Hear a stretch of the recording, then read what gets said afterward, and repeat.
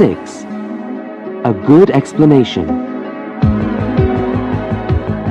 That explains it then, said Brian Jones, as we drove back to the police station.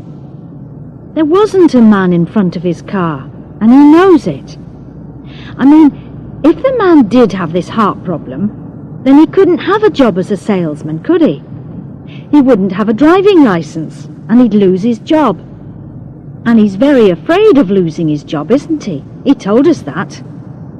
Yes, I said, but that doesn't explain his story, does it? Well, yes, maybe it does, Sergeant, he said.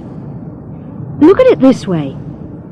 Perhaps this man had a problem with his heart several years ago, and then he got better, so he got his driving license back. His job and his driving license are very important to him, so he always drives very, very carefully. He never drinks and drives or does anything silly. And why is he so very, very careful? Because he's always afraid that one day his heart problem will come back, and then he'll lose his license, his job, and everything. Then yesterday it did come back, and so he had this accident. But he wants us to believe that it wasn't his fault, so he has invented a story about a man who ran in front of the car. Only it isn't a very good story, that's all, because there wasn't a man, and there isn't a body. Brian Jones smiled at me. He is a young, clever policeman, and he was very pleased with himself. It was a good explanation, too. I couldn't see anything wrong with it.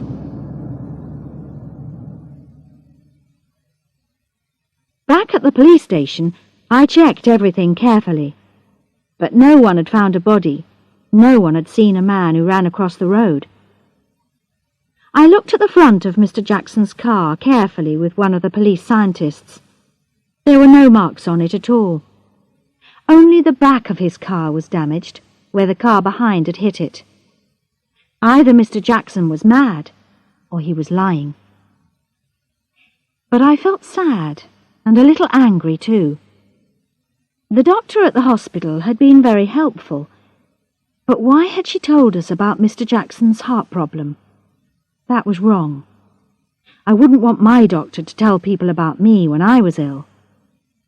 Mr. Jackson's story was crazy, but I really think that he believed it. In my job, you know when people are lying, and I thought Mr. Jackson was telling the truth.